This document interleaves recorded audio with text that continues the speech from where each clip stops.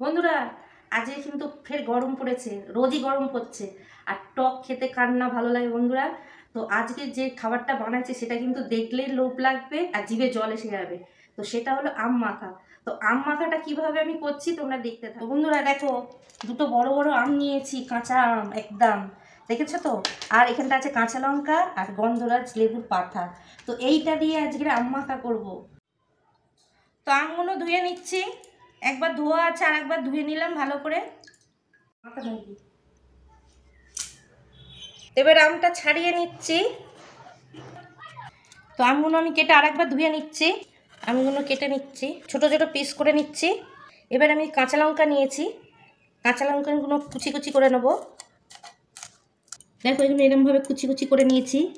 এবার এই যে গন্ধরাজ লেবুর পাতা নিয়েছি, এগুলোকে আমি কুচি কুচি করে কেটে দেবো। তো দেখো এরকমভাবে কুচি কুচি করে কেটে নিয়েছি লেবু পাতাগুলো। এখানটা আমি বিট নুন দিয়ে দেবো, দিয়ে দিচ্ছি গুঁড়ো লঙ্কা, দিয়ে দিচ্ছি একটু চিনি।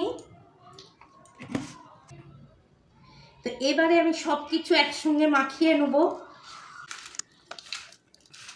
তো বন্ধুরা যত মাখাচ্ছি তত সেন্ট বেরাচ্ছে। কে এরকম মাখা খেয়েছো অবশ্যই কমেন্ট করে জানিও। কাঁচা লঙ্কা, লেবু পাতা আর আম একসঙ্গে তিনটে জিনিসের যা সুন্দর টেস্ট হয়েছে না, তোমরা না খেলে বিশ্বাস করতে পারবে না। এরকম আম মাখা কে খেয়েছো অবশ্যই কমেন্ট করে জানাবে। তো বন্ধুরা আর থাকতে পারছি না, এত সুন্দর সেন্ট বেরিয়েছে। আর কি বলবো, আমি একটু খেয়ে দেখি কেমন হয়েছে। আমার হাতটা দেখে বুঝতে পারছো কতটা আমি মাখিয়েছি।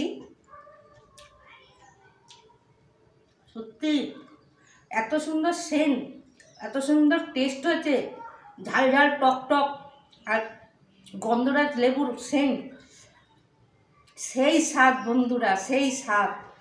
তোমরা অবশ্যই একবার এরকম আম মাখা খেয়ে দেখো, সেই লেভেলের স্বাদ। তো বন্ধুরা যদি এই ভিডিওটা ভালো লাগে একটা লাইক করে দিও। টাটা।